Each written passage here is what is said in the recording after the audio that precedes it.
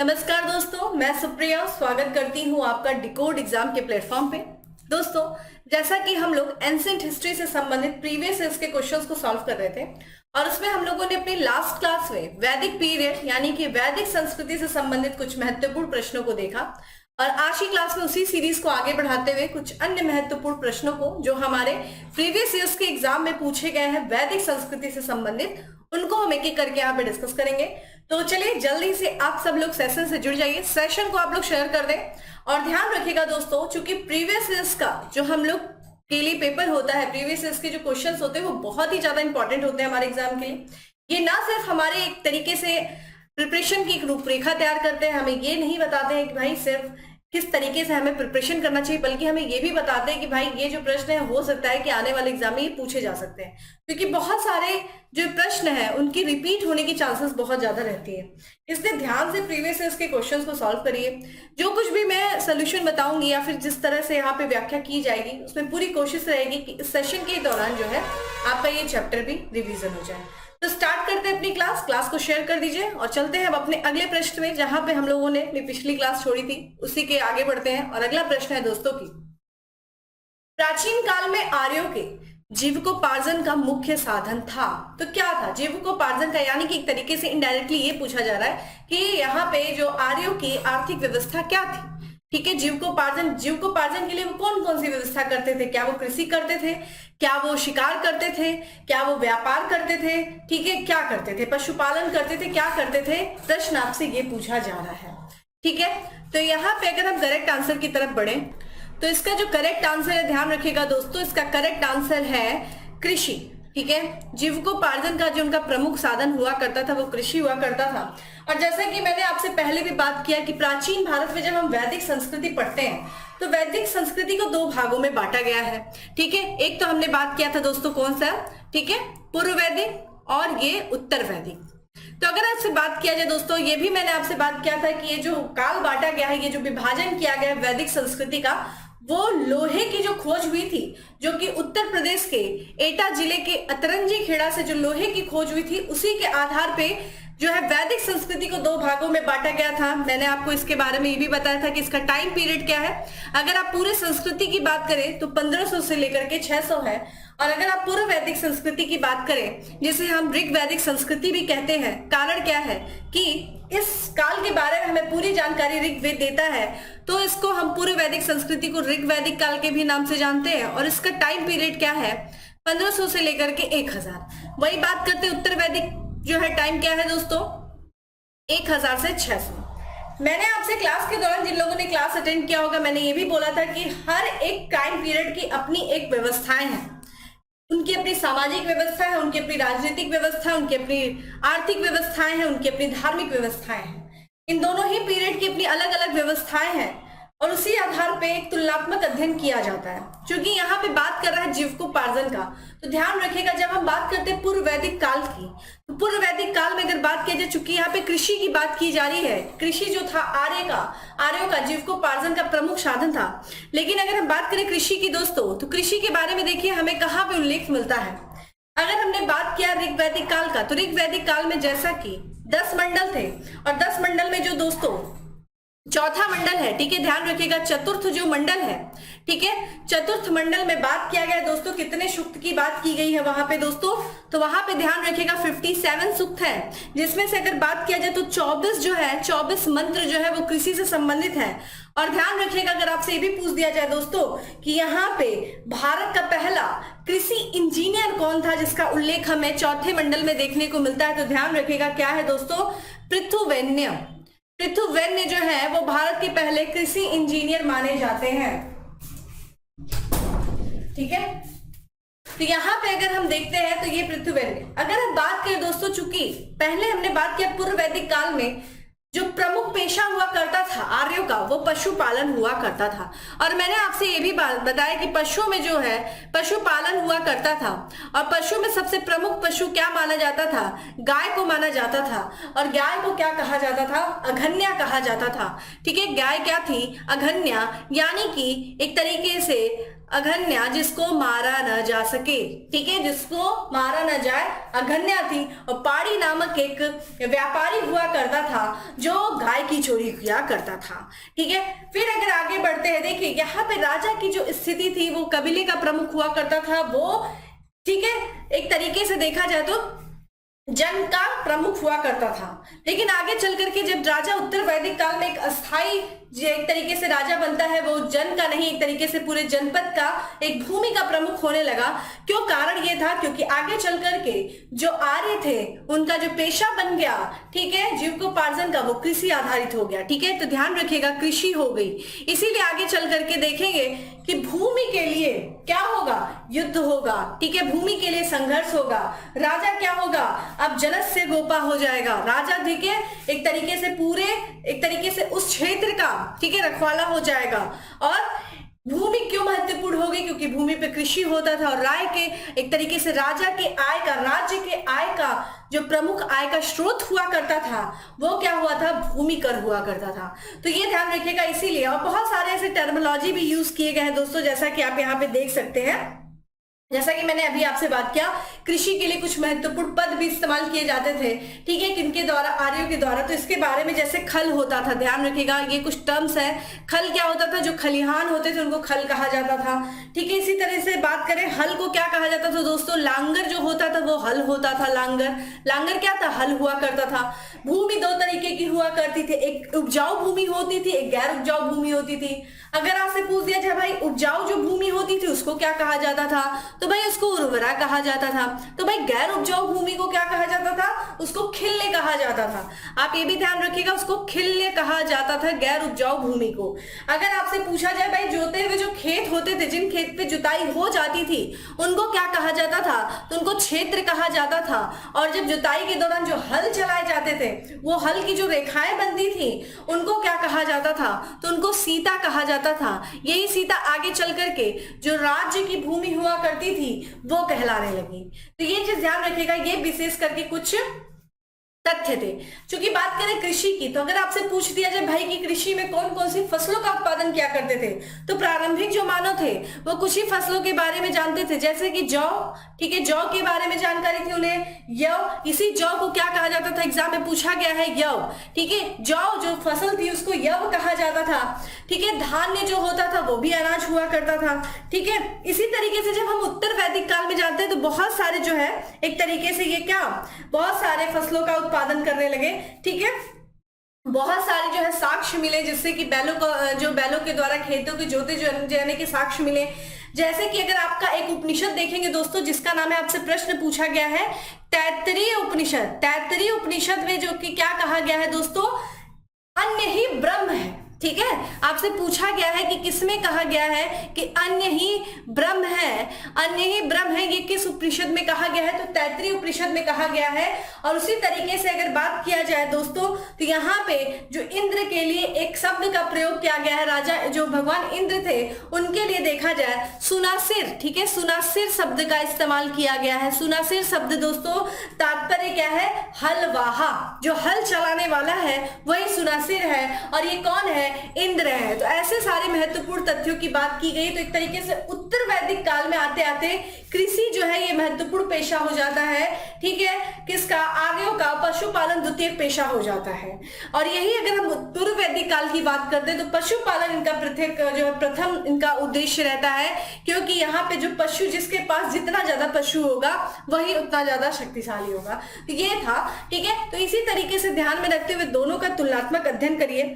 बहुत संभव नहीं है यहाँ पे व्याख्या के दौरान बहुत सारी चीजें बताई जा सके, तो क्लास करिए, क्लास के दौरान बहुत सारी चीजें आपको बताई गई हैं। अगले प्रश्न की तरफ बढ़ते हैं। देखिए आगे, अभी जो मैंने एक्सप्लेन किया कि भाई ऋग वैदिक काल में, जो ऋग वैदिक काल था उसमें जो है यव शब्द का प्रयोग किया जाता था, एक कृषि उत्पाद था। तो यहाँ पे प्रश्न पूछा है कि ऋग वेद में उल्लिखित यव शब्द किस कृषि उत्पाद हेतु प्रयुक्त किया जाता था। ऑप्शंस आपके सामने है। अब तो इसका मतलब आपको कंफ्यूज ही नहीं होना चाहिए, इसका आंसर क्या होगा। तो करेक्ट आंसर इज ए है जौ। तो जौ जो था उसके लिए क्या शब्द प्रयोग किया जाता था दोस्तों, यव शब्द का प्रयोग किया जाता था। यहाँ पे देखिए आ गया इसी तरीके से।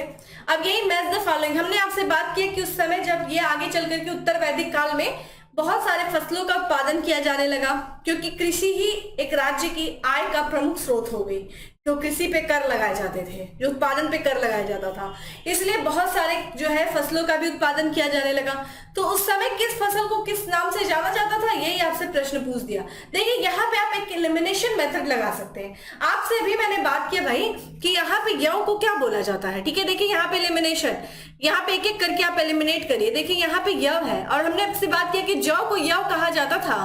तो ये देखिए 3 का 4, क्या 3 का 4 कहीं दिख रहा है? देखिए पहले में तो नहीं दिख रहा है भाई 3 का 4, ठीक है। देखिए यहाँ पे पहले में तो नहीं दिख रहा है, यहाँ पे 3 का 4 नहीं दिख रहा है, यहाँ पे 3 का 4 नहीं दिख रहा है और यहाँ पे हमें दिख रहा है, यानी कि करेक्ट आंसर क्या हो जाएगा? डी हो जाएगा। तो आप देख सकते हैं यहाँ पे सिर्फ एक ऑप्शन आपके पता होने से 1 नंबर आपका पक्का हो गया। तो यहाँ से आप देख सकते हैं कि ब्रीही किसको कहा जाता था? तो चावल को दोस्तों ब्रीही कहा जाता था, ठीक है। वहीं देखा जाए तो मुग्ध को क्या कहा जाता था? तो मूंग, मूंग से पता ही चल गया मूंग। या यहाँ पे देखिए इच्छू, इच्छू भी पूछा गया है, गन्ने को इच्छू कहा जाता था और ये प्रश्न आपसे पूछा गया है, तो इसके बारे में थोड़ा विशेष ध्यान रखिएगा, ठीक है। चलिए भाई अगले प्रश्न की तरफ बढ़ते हैं। अगला प्रश्न देखिए, अब भी मैंने आपसे बात किया कि भाई ऋग्वेद में जो पड़ी था वो क्या था? गायों को चुराने वाला एक व्यापारी हुआ करता था, ठीक है। तो यहाँ पे आपसे प्रश्न पूछा जा रहा है कि ऋग्वैदिक पड़ी किस वर्ग के नागरिक थे? ऑप्शंस आपके सामने हैं, पुरोहित थे, लोहार थे, स्वर्णकार थे या फिर व्यापारी हुआ करते थे। तो ये आपसे प्रश्न पूछा जा रहा है। तो पर्णी दोस्तों कौन था? पर्णी ध्यान रखिएगा, ये एक व्यापारी हुआ करता था। करेक्ट आंसर क्या हो जाएगा? डी हो जाएगा। व्यापारी हुआ करता था पर्णी। और पर्णी क्या करता था? एक तरीके से ध्यान रखिएगा, ठीक है, ये गायों की भी चोरी किया करता था। और इसी समय देखिए ऋण जो है, पर्णी क्या करता था? ऋण देता था और बहुत ज्यादा ब्याज लिया करता था, ठीक है। तो जब जो ऋण देकर के जो ब्याज लेते थे उनको क्या कहा जाता था दोस्तों? उनको बेकनाट कहा जाता था। क्या कहा जाता था? उनको ध्यान रखिएगा, यहाँ पे बेकनाट यानी कि सूदखोर, जो सूद पे, ठीक है, सूदखोर कौन होते थे? सूदखोर, जो ऋण देकर के जो ब्याज लिया करते थे उनको क्या कहा जाता था? सूदखोर कहा जाता था। अगला प्रश्न है, यहाँ पे बहुत इंपॉर्टेंट चीज है दोस्तों, यहाँ पे आप चीजों को ध्यान रखिएगा। यहाँ अगला प्रश्न है कि वैदिक युग में प्रचलित लोकप्रिय शासन प्रणाली थी, कैसी थी? निरंकुश थी, प्रजातंत्र थी, गणतंत्र या वंश परंपरागत राजतंत्र थी? तो ध्यान रखिएगा, राजा का तंत्र हुआ करता था, यानी कि राजा का शासन हुआ करता था और ये एक वंश परंपरागत राजन शासन हुआ करता था। कैसा मतलब? कि राजा का पुत्र जो है अगला राजा होगा। लेकिन ध्यान रखिएगा कुछ ऐसी संस्थाएं भी हुआ करती थी जो एक तरीके से राजा के कार्यों का, राजा के कर्तव्य पर नियंत्रण किया करती थी, यानी कि राजा के ऊपर नियंत्रण रखने के लिए भी जैसे सभा और समिति जैसी कुछ संस्थाएं हुआ करती थी जो राजा को निरंकुश होने से रोकती थी और उन पर एक तरीके से नियंत्रण किया करती थी। आपको यहाँ पे गणतांत्रिक व्यवस्था भी देखने को मिलेगी, यानी कि राजा को बहुत बार जो है चुन करके भेजा जाता था। तो यहाँ पे अगर आपसे पूछा जाए भाई कि वैदिक युग में जो प्रचलित लोकप्रिय शासन था, प्रणाली थी, वो क्या होता था? राजा था। राजा को विभिन्न नामों से जाना जाता था। हमने आपको ये बताया कि इसे क्या कहा जाता था, यहाँ पे जो है इन्हें जनस्य गोपा कहा जाता था, ठीक है। राजा को विभिन्न विभिन्न नामों से जाना जाता था। अगर देखिए जैसे एक राट, विराट, ठीक है, स्वराट, इन सब विभिन्न नामों से जाना जाता था। जो चारों दिशाएं, जो राजा की दिशाएं थी, देखिए तो यहाँ पे राजा को जो है हर दिशाओं में अलग अलग नाम से जाना जाता था। जैसे कि अगर आपसे उत्तर में पूछ दे भाई, इनको विराट नाम से जाना जाता था उत्तर में, ठीक है, विराट नाम से राजा को। वहीं अगर आपसे पूछ दे भाई दक्षिण में किस नाम से जाना जाता था, तो भोज नाम से जाना जाता था। वहीं अगर आपसे पूरब में पूछ दे भाई किस नाम से जाना जाता था, तो सम्राट नाम से जाना जाता था राजा। और वहीं देखा जाए तो स्वराट नाम से जाना जाता था दोस्तों, किससे? पश्चिम में, ठीक है, स्वराट नाम से। और इन चारों ही दिशाओं का जो प्रमुख हुआ करता था, जो इन चारों दिशाओं को जीत लेता था राजा, उसको किस नाम से जाना जाता था भाई? उसको एक राट के नाम से जाना जाता था, ठीक है। तो ये विभिन्न नामों से जाना जाता था राजा, विभिन्न नामों से लोकप्रिय था। अगले प्रश्न की तरफ बैठ चलते हैं। देखिए यहाँ पे बहुत ही महत्वपूर्ण प्रश्न है। यहाँ पे प्रश्न है कि वैदिक युगीन सभा क्या थी? ये गांव में व्यावसायिक लोगों की संस्था थी, राज दरबार होता था, मंत्री परिषद थी या फिर राज्य के समस्त लोगों की एक राष्ट्रीय सभा थी, ठीक है। तो यहाँ पे दोस्तों क्या थी, तो ये ध्यान रखिएगा, ये एक मंत्री परिषद हुआ करती थी। ठीक है, सभा क्या थी दोस्तों, मंत्री परिषद हुआ करती थी। दोस्तों जैसा कि हमने बात किया कि राजा जो थी, एक तरीके से राजा जो था वो प्रमुख हुआ करता था, और राजा की सहायता के लिए कुछ पदाधिकारी भी हुआ करते थे और कुछ समितियां भी हुआ करती थी। पदाधिकारियों में हमने मंत्रीगण के बारे में बात किया। ठीक है, उसी तरीके से जो कुछ परिषद यहाँ पे जो थी परिषदें हुआ करती थी, जैसे कि सभा हो गई, समिति हो गई, ठीक है, विदत हो गई। विदत सर्वाधिक लोकप्रिय थी दोस्तों, विदत, क्योंकि सर्वाधिक जो है व्याख्या हमें उल्लेख मिलता है विदत का ही। फिर गण हो गई, ठीक है, गण हो गई, परिषद हो गई, गण हो गई, परिषद हो गई। ठीक है, ये सब महत्वपूर्ण जो है कुछ सभा समितियां हुआ करती थी। जैसा कि हमने आपसे बात किया कि इन सब को नियंत्रित करने, ये क्या करती थी, ये राजा को एक तरीके से सलाह देने का भी कार्य करती थी और राजा के कार्यों का नियंत्रण भी किया करती थी। ठीक है, अगर आपसे पूछ दे कि भाई सभा का उल्लेख कितनी बार देखने को मिलता है, तो ये ध्यान रखिएगा दोस्तों, सभा का जो उल्लेख देखने को मिलता है वो ध्यान रखिएगा कितनी बार हमें देखने को मिलता है, 8 बार। ठीक है, 8 बार। वहीं अगर आपसे बात किया जाए समिति का उल्लेख कितनी बार, तो 9 बार देखने को मिलता है। और अगर विदत जो कि इसके सबसे ज्यादा बार 122 बार देखने को उल्लेख मिलता है। इसलिए सबसे महत्वपूर्ण जो है सभा हुआ करती थी, और यही सभा और समिति को, ठीक है, ये जो सभा और समिति हुआ करती थी इसको अथर्ववेद में क्या कहा गया है, प्रजापति की 2 पुत्रियां कहा गया है। ठीक है, अगर चलिए इसके बारे में आगे भी बात करेंगे। फिलहाल तो ये देखिए वैदिक युग की जो सभा थी वो एक मंत्री परिषद हुआ करती थी। देखिए आ गया यहाँ पे जो मैंने आपसे बात किया वही आ गया। किस वेद में सभा और समिति को प्रजापति की 2 पुत्रियां कहा गया है, किस वेद में कहा गया है, ऑप्शंस आपके सामने। और अभी मैंने आपको बताया कि भाई अथर्ववेद में ठीक है सभा और समिति को प्रजापति की 2 पुत्रियां कहा गया है। थोड़ा सा बात कर लेते हैं सभा और समिति के बारे में। देखिए सभा जो हुआ करती थी दोस्तों वो क्या हुआ करती थी, ये ध्यान रखिएगा, श्रेष्ठ जनों की सभा हुआ करती थी। ठीक है, जो श्रेष्ठ जन होते थे, जो गांव के जो श्रेष्ठ जन हुआ करते थे उनकी जो है ये संस्था थी, तो श्रेष्ठ जनों की संस्था थी, ये ध्यान रखिएगा। ठीक है, एक तरीके से अगर वर्तमान का जो राज्यसभा है, ठीक है, जो राज्यसभा है आज का, वही क्या हुआ करती थी, उस समय की सभा हुआ करती थी। ठीक है, ये एक तरीके से क्या क्या था, इसमें जो है महिलाओं को भी सदस्यता मिलती थी, महिलाएं भी इसकी सदस्य हुआ करती थी। लेकिन आगे चल करके अगर हम सभा, ठीक है, यहाँ पे जो है समिति की बात करें तो ये क्या हुआ करती थी दोस्तों, जो समिति थी इसके बारे में ध्यान रखिएगा। तो समिति जो हुआ करती थी ये सबसे महत्वपूर्ण जो है व्यवस्था थी, ये बहुत महत्वपूर्ण थी क्योंकि ये आम जनों की सभा हुआ करती थी। ठीक है, इसमें आम जन जो लोग थे, आम जन जो थे, आम जनों की ये सभा हुआ करती थी, इसीलिए इसको आजकल लोकसभा कहा जाता है। जैसे लोकसभा क्या है, आज के डेट में लोकसभा ही सबसे महत्वपूर्ण है। ठीक है, लोकसभा ही क्या है, लोगों का प्रतिनिधित्व करने वाली सभा है, आम लोगों का प्रतिनिधित्व करने वाली सभा है। तो उसी समय समिति हुआ करती थी उस समय। ठीक है, यहाँ पे जो है एक तरीके से ये इसके कार्य क्या हुआ करते थे, ये बहुत इंपॉर्टेंट है। समिति देखिए ये राजा का चुनाव करती थी। ठीक है, ये राजा का चुनाव करने वाली सभा थी। ठीक है, राजा का चुनाव करती थी, साथ ही साथ ये क्या कार्य करती थी, एक बहुत महत्वपूर्ण है। देखिए कबीले होते थे वो एक दूसरे कबीले पे आक्रमण करते थे या दूसरे की भूमि पर आक्रमण करते थे। तो उस दौरान जो लूट का माल हुआ करता था, जो माल लूट लेते थे, जो वस्तु लूट लेते थे, उसका बंटवारा करने का जो कार्य करती थी, ठीक है, उसे क्या कहते थे, वो कार्य समिति का था। और आपसे ये भी पूछ सकता है कि भाई ये जो लूट का धन होता था उसको क्या कहा जाता था, तो उसको कहा जाता था, ध्यान रखिएगा, लोमन्य। लोमन्य दोस्तों क्या होता है, ये एक लूट का धन होता है जिसके बंटवारे का कार्य जो करती थी वो समिति करती थी। तो ये कुछ महत्वपूर्ण कार्य थे, आपको इससे पता चल गया होगा कि आज की जो लोकसभा और राज्यसभा कितनी महत्वपूर्ण है देश के शासन व्यवस्था को चलाने के लिए। उसी तरीके से तत्कालीन समय में वैदिक संस्कृति में सभा और समिति भी बहुत महत्वपूर्ण संस्था हुआ करती थी, जिस कारण से अथर्ववेद में सभा और समिति को प्रजापति की 2 पुत्रियां कहा गया है। ठीक है, तो इसके एक तरीके से आप समझ गए होंगे। उसी तरीके से एक विदत थी, विदत के भी बारे में हम लोगों ने बात कर लिया था। देखिए विदत जो थी दोस्तों ये ऋग वैदिक काल में बहुत महत्वपूर्ण थी, लेकिन उत्तर वैदिक काल में इसका महत्व कम हो गया था। और एक तरीके से ये कोई भी जो सामाजिक धार्मिक निर्णय हुआ करता था उसका निर्णय ये लिया करती थी।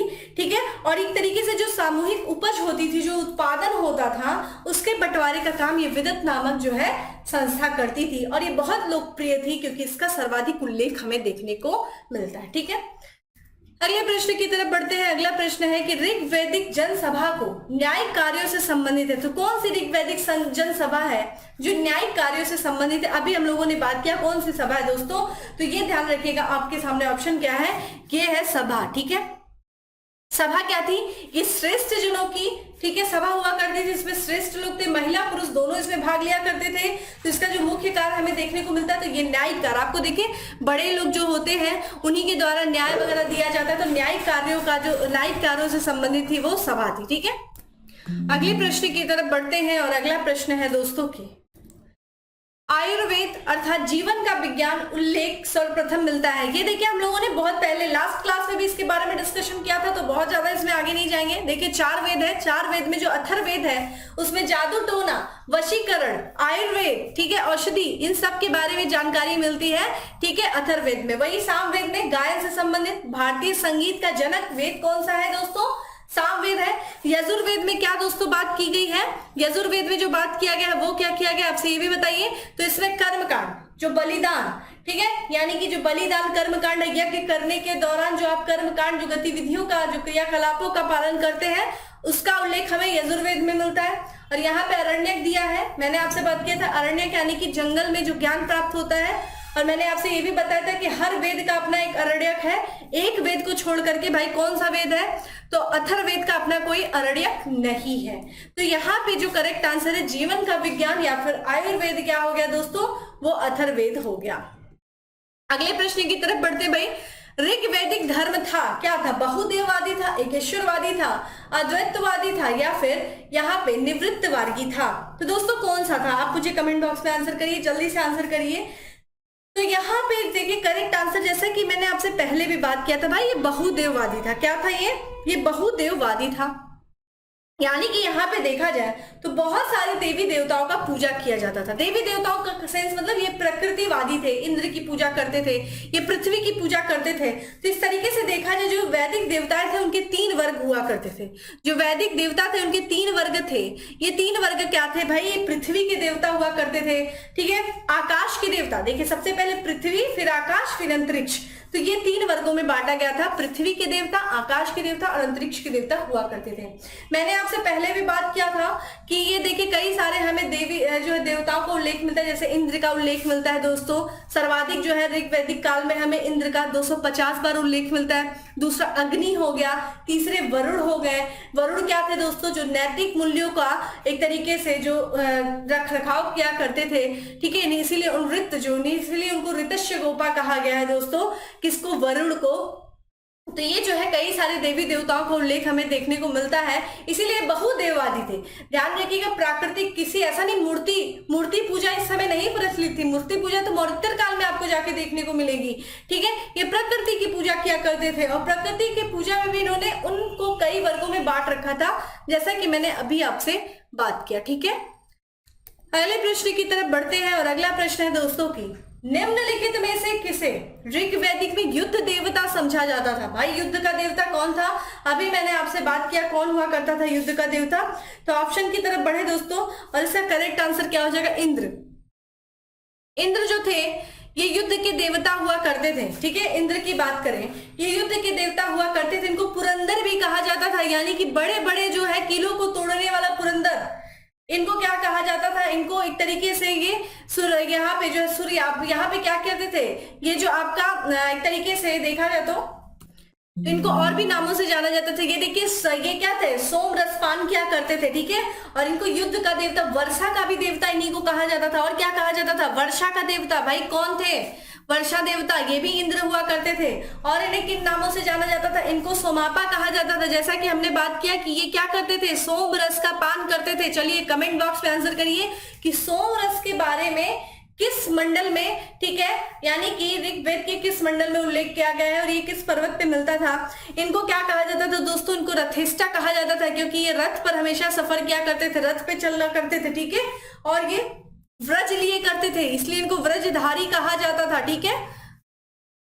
और हमने क्या बात किया दोस्तों, ये क्या थे, ये एक तरीके से इनके बारे में और क्या बात किया गया दोस्तों कि 250 बार इनके बारे में उल्लेख देखने को मिलता है। तो ये ऋग्वैदिक कालीन सबसे प्रमुख देवता हुआ करते थे। चलिए अगले प्रश्न की तरफ बढ़ते हैं। यहाँ पे जो है ऋग्वेद में सर्वाधिक संख्या में मंत्र संबंधित है, तो किसके बारे में सर्वाधिक मंत्र दिए गए ऋग्वेद में? ऑप्शंस आपके सामने है, अग्नि है, वरुण है, विष्णु है, यम है। ध्यान रखिएगा, यहाँ पे देखिए इंद्र नहीं दिए हैं। अगर ऑप्शन में इंद्र रहा होता तो करेक्ट आंसर इंद्र होता, क्योंकि अगर देखा जाए ऋग्वेद में जो सर्वाधिक लोकप्रिय जो देवता थे जिनके बारे में सर्वाधिक जो मंत्र है यानी कि 250 मंत्र वो इंद्र के बारे में है। दूसरे जो प्रमुख देवता हुआ करते थे वो अग्नि हुआ करते थे, इनके बारे में 200 मंत्र है। और तीसरे जो थे वो वरुण थे। तो यहाँ पे चूंकि अग्नि है इसलिए अग्नि करेक्ट आंसर हो जाएगा। अग्नि जो कि ध्यान रखिएगा ये दूसरे प्रमुख देवता थे, 200 बार इनका वर्णन देखने को मिलता है।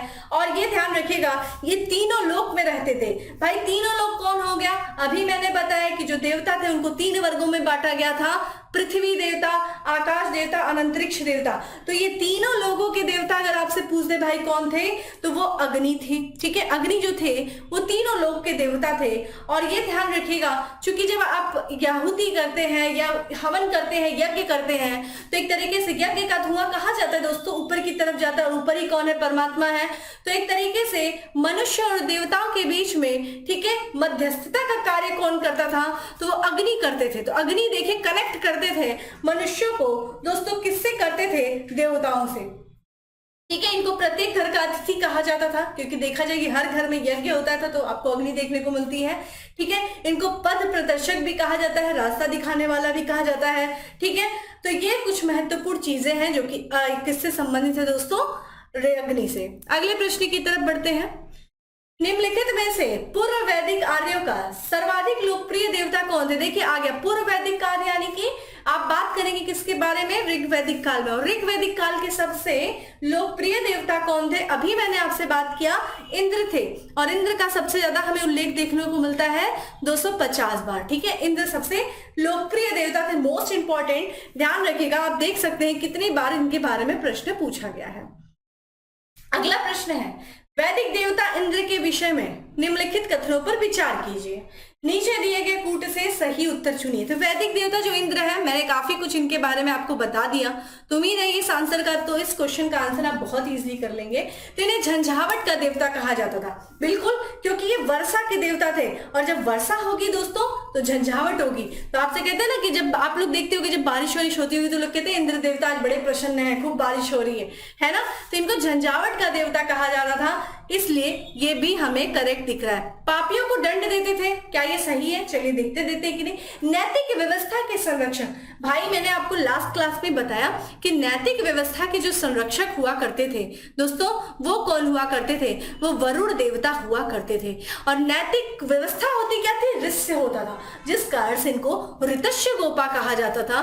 और वैदिक संस्कृति में ये तीसरे सबसे प्रमुख देवता हुआ करते थे। ठीक है, इनका 30 बार वर्णन हमें देखने को मिलता है। वर्षा के देवता, अभी हमने बात किया कि भाई जो झंझावट करेगा वही वर्षा के देवता होगा। ठीक है, तो करेक्ट आंसर हमें क्या दोस्तों मिल रहा है यहाँ पे देखने को?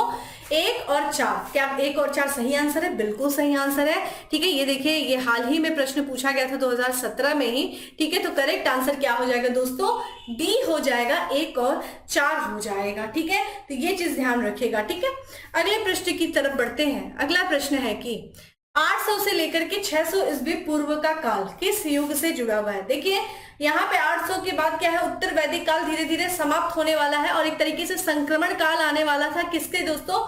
उत्तर वैदिक और महाजनपद काल में। एक तरीके से कहा जाता है जहां पे उत्तर वैदिक काल समाप्त होता है, जब राजा जो है जब जनपद हो जाता है और कई जनपद जब है मिल करके आपस में महाजनपद बनाते हैं। और महाजनपद का जो प्रमुख हुआ करता था वही महाजनपद काल आपको देखने को मिलता है। तो इसके बीच का जो काल रहता है दोस्तों वो ब्राह्मण, ठीक है, ध्यान रखिएगा, ब्राह्मण युग रहता है। ठीक है, तो करेक्ट आंसर क्या हो जाएगा?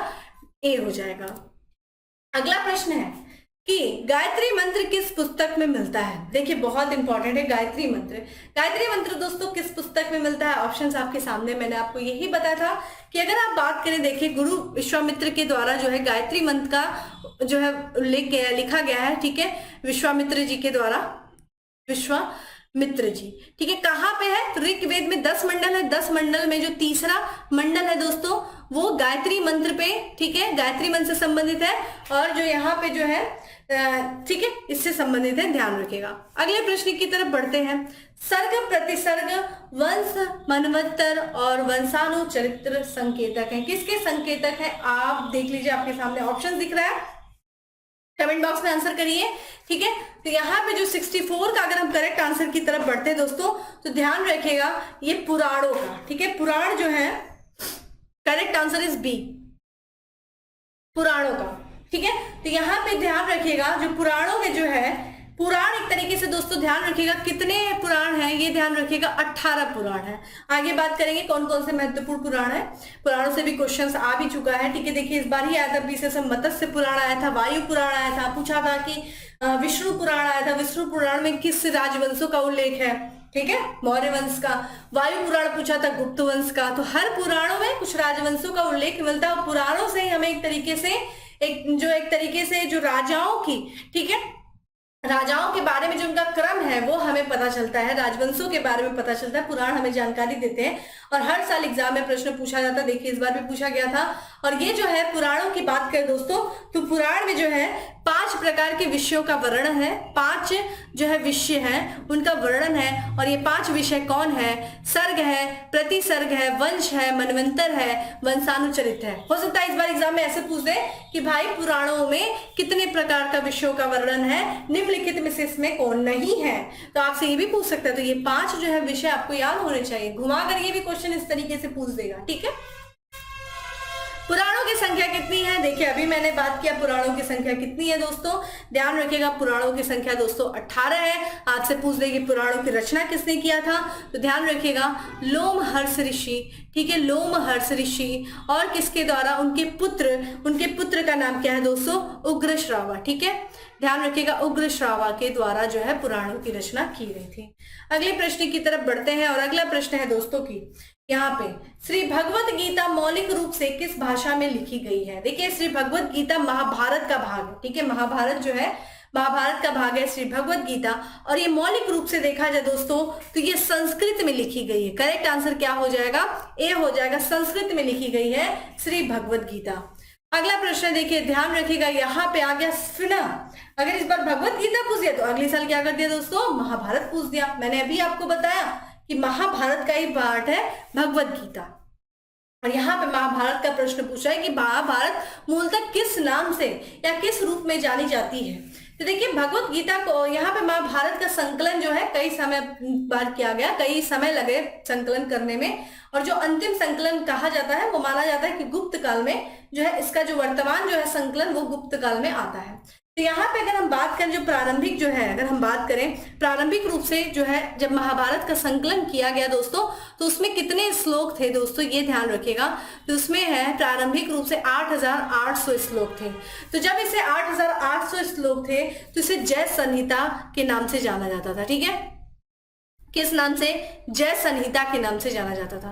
और अभी मैंने आपसे बात, ये प्रश्न भी वही पूछा कि मूलतः यानी कि मौलिक रूप से प्रारंभिक रूप से इसे किस नाम से जाना जाता था? तो जय संहिता के नाम से जाना जाता था। ठीक है, ध्यान रखिएगा। तो आपके दिमाग में आना चाहिए तो महाभारत कब हुआ, आगे चला। देखिए यहाँ पे रुका नहीं, दूसरा संकलन जो संकलन किया गया, ठीक है, तो उसमें जो है इसकी संख्या को बढ़ा दिया गया। और इसमें किसने उल्लेख हो गए दोस्तों आगे चल करके, ध्यान रखिएगा। तो ये 24,000 श्लोक हो गए, तब इसे भारत के नाम से जाना गया। आगे चल करके, ठीक है, आगे जो अंतिम संस्करण आया उसमें लगभग देखा जाए दोस्तों तो कितने श्लोक थे अंतिम संस्करण में? तीसरे 1 लाख श्लोक थे और तब इसे महाभारत के नाम से जाना गया। तो जो है मूलतः देखा जाए दोस्तों तो ये किस नाम से जाना गया था? महाभारत, यहाँ पे जय संहिता के नाम से जाना गया था। थोड़ा लाइट कट गई तो थोड़ा सा वो करेगा, कॉपरेट करेगा, ठीक है, कोई बात नहीं। हम आगे बात करते हैं, अगले प्रश्न की तरफ बढ़ते हैं। अगला प्रश्न है कि हिंदू जो है पौराणिक कथा के अनुसार समुद्र मंथन हेतु किस सर्प ने रस्सी के रूप में स्वयं को प्रस्तुत किया था? तो किसने किया था दोस्तों? ऑप्शंस आपके सामने हैं और इसका करेक्ट आंसर है वो है बी, है वासुकी। ठीक है, समुद्र मंथन में ध्यान रखिएगा वासुकी ने जो है, जो कि सांपों का राजा हुआ करता था, और ठीक है, और कौन सा, जो मथनी थी, मथनी जिससे समुद्र मंथन किया जाता था, जो मथनी थी जो, उसमें वो कौन सा था, तो वो मंत्रांचल पर्वत। ठीक है, तो मथनी में जो है मंत्रांचल पर्वत था। ठीक है, और जो है सांपों का राजा वासुकी जो थे वो रस्सी के रूप में स्वयं को प्रस्तुत किए थे। अगला है, किस काल में अछूत की अवधारणा स्पष्ट रूप से, ठीक है, उद्धत हुई थी? तो किस काल में हुई थी? ऑप्शंस आपके सामने दोस्तों, और इसका करेक्ट आंसर हो जाएगा डी हो जाएगा। ठीक है, धर्मशास्त्र के समय में। ठीक है, करेक्ट आंसर माफ करिएगा, या जो है डी इसका करेक्ट आंसर हो जाएगा। अगले प्रश्न की तरफ बढ़ते हैं। सत्यमेव जयते, सत्य की ही सदा विजय होती है, किस उपनिषद में लिए गया है? तो ये जो शब्द है सत्यमेव जयते दोस्तों, ये किस उपनिषद से लिया गया है? तो जैसा कि हमने आपको ये कल भी मैंने बात किया था इसके बारे में, देखिए सत्यमेव जयते जो है वो मुंडुक उपनिषद से लिया गया है। करेक्ट आंसर क्या हो जाएगा? मुंडुक उपनिषद। और ये चूंकि मैंने आपसे बात किया कि हर वेद का अपना क्या है, उपनिषद है, तो ये ध्यान रखिएगा ये किस वेद से संबंधित है दोस्तों? तो ये अथर्ववेद से, अथर्ववेद का ही, ठीक है, क्या है, उपनिषद, मुंडुक उपनिषद है और मांडुक उपनिषद है, ये ध्यान रखिएगा। ठीक है, अथर्ववेद से संबंधित है। तस्मो मां ज्योतिर्गमय, ठीक है, अंधकार से प्रकाश की ओर, किसमें है दोस्तों? ये किससे लिया गया है? ऑप्शंस आप देख रहे हैं दोस्तों, तो ये भी ध्यान रखिएगा दोस्तों, ये उपनिषद से लिया गया है। ठीक है, उपनिषद से। और किस उपनिषद से? मैंने आपको बताया था जो सबसे बड़ा उपनिषद है, क्या है भैया? तो वो है बृहदारण्यक उपनिषद। ठीक है, बृहदारण्यक उपनिषद से लिया गया है। ठीक है, कौन, क्या? तस्मोज महा ज्योतिर्गमय। अगला प्रश्न है कि किस उपनिषद का शाब्दिक अर्थ सफेद घोड़ा होता है? किसका होता है? देखिए यहाँ पे आपको ऑप्शन दिया है, कठोपनिषद, छांदोग्य उपनिषद, तैत्तिरीय उपनिषद, ईशोपनिषद। देखिए इसका जो करेक्ट आंसर है वो नन ऑफ द एबव है, यानी कि इनमें से कोई नहीं है। करेक्ट आंसर क्या हो जाएगा दोस्तों? ई हो जाएगा, क्योंकि यहाँ पे श्वेताश्वर उपनिषद जो है, नाम से आपको पता चल रहा होगा, श्वेताश्वर यानी कि श्वेत। ठीक है, श्वेताश्वर, श्वेताश्वर जो उपनिषद है उसका मतलब होता है सफेद घोड़ा। ठीक है, अगले प्रश्न की, सत्यकाम जबाला की कथा जो अनब्याही मां होने के लांछन को चुनौती देती है, किसमें उल्लिखित है? किस उपनिषद में है दोस्तों? ऑप्शंस आपके सामने हैं, जल्दी से आंसर करिए। तो इसका जो करेक्ट आंसर हो जाएगा दोस्तों वो छांदोग्य उपनिषद है। ठीक है, छांदोग्य उपनिषद में दोस्तों ध्यान रखिएगा कौन सा, यहाँ पे सत्यकाम जबाला की कथा है। ठीक है, अगले प्रश्न की तरफ बढ़ते हैं। ऋग्वेद की मूल लिपि थी, क्या थी दोस्तों? देवनागरी थी, खरोष्टी थी, पाली थी, ब्राह्मी थी? कौन सी लिपि थी ऋग्वेद की? ऑप्शंस आपके सामने हैं, तो ये ध्यान रखिएगा ब्राह्मी लिपि थी। ऋग्वेद की जो है मूल लिपि क्या थी? डी ऑप्शन हो जाएगा, ब्राह्मी लिपि थी। पाली भाषा में देखिए बौद्ध ग्रंथ जो थे वो पाली भाषा में लिखे गए थे, ये भी आपसे पूछा जा सकता है। जैन जो थे, जैन धर्म ग्रंथ थे वो प्राकृतिक भाषा में लिखे गए थे। ठीक है, अगला प्रश्न है कि वैदिक कर्मकांड में होता था कौन? ठीक है, देखिए ध्यान रखिएगा जो कर्मकांड हुआ करते थे दोस्तों, होता होत्री हुआ करते थे। ठीक है, जो एक तरीके से जो एक तरीके से क्या, पुरोहित हुआ करते थे। ठीक है, जो वैदिक कर्मकांडों का निर्वहन किया करते थे। तो ये पूछ रहा है कि देखिए हर वेद का अपना, ध्यान रखिएगा, पुरोहित हुआ करता था, और उन पुरोहित को जो क्या विभिन्न नामों से बुलाया जाता था, वही पूछ रहा है कि ये जो कर्मकांड में होता था, जो पुरोहित होते थे वो किससे संबंधित थे? ऑप्शंस आपके सामने दिख रहा है दोस्तों, इसका करेक्ट आंसर देखिए ए। ठीक है, ऋग्वेद के जो पुरोहित हुआ करते थे उनको होता या होत्री के नाम से जाना जाता था। आपसे ये भी पूछा जा सकता है, तो भाई ठीक है, अब आप मुझे यजुर्वेद भी बता दीजिए। तो यजुर्वेद के जो पुरोहित होते थे उनको दोस्तों अधर्वियों के नाम से जाना जाता था। ठीक है, किस नाम से दोस्तों? ध्यान रखिएगा, अधर्व्यू। ठीक है, अधर्व्यू के नाम से जाना जाता था। तो सामवेद के जो पुरोहित थे वो किस नाम से जाना जाते थे? वो ध्यान रखिएगा उद्गाता के नाम से। किस नाम से दोस्तों? यहाँ पे ध्यान रखिएगा, उद्गाता के नाम से जाने जाते थे। तो अथर्ववेद के दोस्तों ध्यान रखिएगा, ये भी आपसे पूछा गया, तो ब्रह्म, ठीक है, ब्रह्म के नाम से जाने जाते थे। तो इसका जो है फिलहाल होता होत्री के बारे में पूछा है, तो ऋग्वेद से संबंधित है। अगला है अवेस्ता और ऋग्वेद में समानता है, अवेस्ता किस क्षेत्र से संबंधित है? तो देखिए अवेस्ता जो है दोस्तों ये ईरानी ग्रंथ हुआ करती थी, इसमें ऋग्वेदिक आर्यों के बारे में उल्लेख है। तो अवेस्ता ध्यान रखिएगा ये है ईरान से संबंधित है। ठीक है, अगला है वैदिक काल में किस जानवर को अघन्या माना जाता था? देखिए अभी मैंने आपसे बात किया कि उत्तर वैदिक काल में जो है पशुपालक समाज हुआ करता था, पशु जो उनका प्रमुख साधन हुआ करते थे। और पशु में भी प्रमुख कौन हुआ करता था दोस्तों? गाय हुआ करती थी। ठीक है, गाय जो थी जिसे अघन्या कहा जाता था, यानी कि जिसका वध न किया जा सके। ठीक है, अघन्या। और गायों को चुराने वाला एक व्यापारी हुआ करता था। कौन हुआ करता था? पड़ी हुआ करता था। पड़ी जो था वो गायों को चुराया करता था। ठीक है, तो करेक्ट आंसर क्या हो जाएगा? गाय। फिर उसके बाद घोड़ा होता था। प्रमुख सबसे पहला जो था गाय होती थी, फिर घोड़ा हुआ करते थे। ठीक है, अगला प्रश्न है कि यहाँ पे ऋग वैदिक कालीन आर्यों और सिंधु घाटी के लोगों की संस्कृति के बीच के संबंध में निम्नलिखित कथनों में से कौन सा सही है? देखिए आपको पता है कि वैदिक संस्कृति से पहले जो भारत में, ठीक है, जो कल्चर था, जो सिविलाइजेशन थी, वो क्या थी? वो सिंधु घाटी सभ्यता थी, जिसे हम हड़प्पा सभ्यता बेसिकली कहते हैं। और यहाँ पे जो है उन्हीं के बारे में एक तुलनात्मक अध्ययन कर रहा है। देखिए जितने भी आप कल्चर पढ़िएगा दोस्तों, तो उसका तुलनात्मक अध्ययन जरूर करिएगा, यानी कि इस कल्चर की क्या विशेषता थी, तो इस कल्चर की क्या विशेषता थी, दोनों में क्या कोई सिमिलरिटी है, या फिर दोनों में अगर किसी तरह की कोई भिन्नता है तो वो क्या है, ये इसको ध्यान में रख के पढ़िए। क्योंकि देखिए प्रश्न आपसे पूछा गया है, 2017 IAS प्री में पूछा गया है।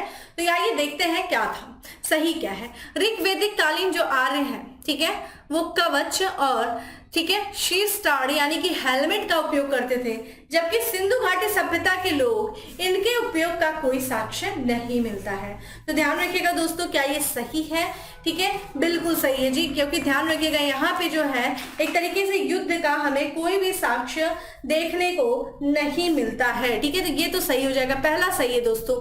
ठीक है, और आपको ये भी पता है कि इस समय के लोग ऋग वैदिक काल में युद्ध करते थे, एक दूसरे पे आक्रमण किया करते थे, लेकिन सिंधु घाटी सभ्यता के लोगों में किसी भी तरह का कोई हमें युद्ध जैसी चीजें नहीं मिलती है, इसलिए एक तरीके से कवच का उपयोग करना, हेलमेट का उपयोग करना जैसे साक्ष्य वहां से नहीं मिले। अगला है, ऋग वैदिक कालीन आर्यों को स्वर्ण, चांदी, ताम्र का ज्ञान था, जबकि सिंधु घाटी के लोगों को केवल ताम्र और लोहे का ज्ञान था। बहुत इंपॉर्टेंट यहाँ पे आपको लोहे, और हमने आपसे बात किया कि भाई लोहे की खोज जो की गई वो तो 1000 ईस्वी के पूर्व किया गया। कहां से किया गया? उत्तर प्रदेश के तरंजी खेड़ा से किया गया। तो बस सिंधु घाटी सभ्यता के लोगों को लोहे का ज्ञान कैसे हो गया? तो यहाँ पे ये स्टेटमेंट जो है इनकरेक्ट हो गया, यानी कि आर्यों को स्वर्ण, चांदी, तांबे का तो पता था, लेकिन यहाँ पे सिंधु घाटी सभ्यता को लोग जो है तांबे का बारे में पता था। वो जो है तांबे को टीन में मिला करके कांस्य बनाया करते थे, जिस कारण से उनको कांस्य युगीन सभ्यता कहा जाता है। वहीं ऋग वैदिक काल जो है, जो आर्य घोड़े को पालतू बना लिया करते थे, जबकि इस बात का कोई साक्ष्य नहीं है कि सिंधु घाटी के लोग इस पशु को जानते थे। ये बिल्कुल इनकरेक्ट है दोस्तों, ध्यान रखिएगा। अगर कई सारे ऐसे साक्ष्य मिले हैं, ठीक है, चूंकि हमने बात किया कि ऋग वैदिक काल में जो है गाय के बाद घोड़ा प्रमुख हुआ करता था, लेकिन सिंधु घाटी के सभ्यता के लोग भी घोड़े से परिचित हुआ करते थे, क्योंकि बहुत सारे ऐसी जगह हैं जैसे कि मोहनजोदड़ो से मिट्टी के बने घोड़े मिले हैं। ठीक है, इसी के साथ साथ अगर आप बात करें लोहे में जो है 3 देखा जाए तो मृण मूर्तियां पाई गई हैं। सुरकोटा में भी, सुरकोटा से भी लोहे, यहाँ पे घोड़े की हड्डियां मिले हैं।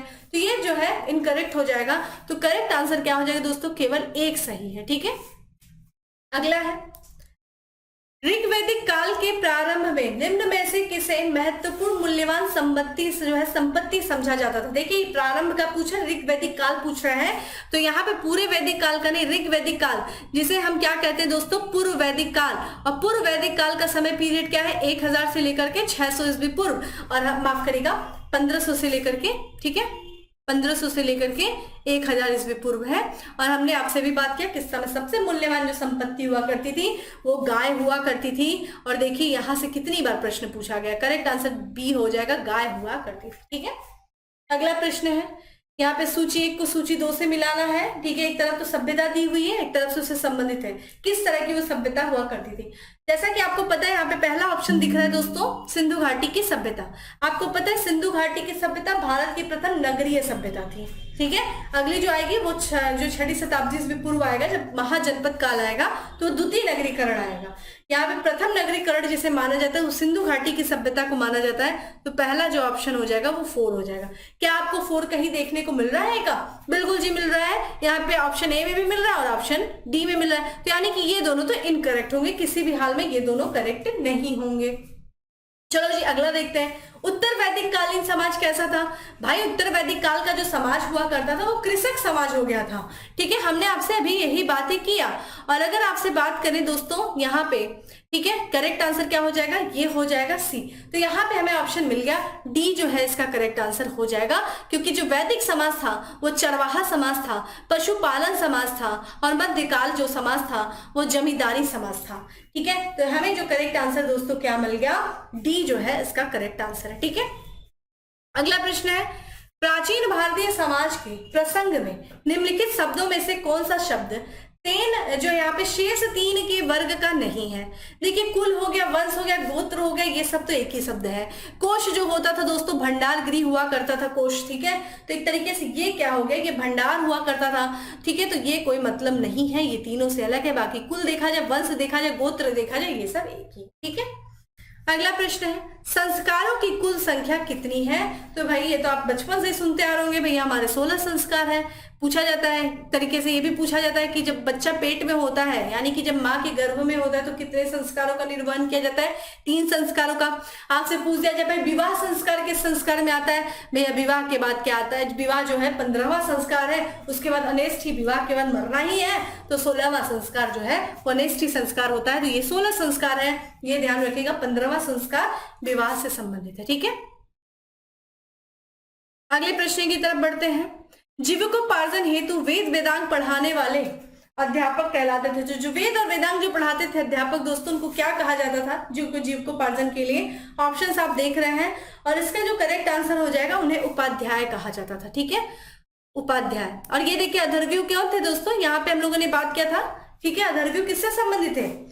यजुर्वेद से। तो यजुर्वेद के जो पुरोहित हुआ करते थे वो अधर्व्यू हुआ करते थे। ठीक है, अगला है, अगला यहीं पे खत्म करते हैं, अब कोई प्रश्न नहीं है, बहुत ज्यादा प्रश्न भी किया। तो ये था दोस्तों हमारा वैदिक संस्कृति। उम्मीद करती हूँ आपको अच्छा लगा होगा, और मैंने पूरी कोशिश की। बहुत सारा आपको जो है एमसीक्यू के दौरान बहुत सारी चीजें नहीं बताई जा सकती हैं, इसलिए कोशिश करिए कि इसके क्लास को करिए। ठीक है, क्लास को करिए, आपको बहुत सारे तथ्य मिलेंगे वहां पे देखने को। तो इस तरीके से आपका एक तरीके से ये चैप्टर यहाँ पे कंप्लीट होता है। आगे चलेंगे, चूंकि अब उत्तर वैदिक का यहाँ पे वैदिक संस्कृति समाप्त हो गई है। भारत में आएगा महाजनपद काल। ठीक है, महाजनपद काल के बारे में हम यहाँ पर डिस्कशन करेंगे अपने अगली क्लास में। ठीक है, द्वितीय नगरीकरण, उसके बाद महाजनपद में से जो है बात करेंगे कौन कौन से जनपद है महत्वपूर्ण है। ठीक है, तो ये था दोस्तों आज की हमारी क्लास। उम्मीद करती हूँ आपको अच्छा लगा होगा। अच्छा लगा है तो शेयर करिएगा ज्यादा से ज्यादा लोगों को। फिर मिलेंगे अपने अगले सेशन में, तब तक के लिए bye. Have a good day, stay safe and stay happy.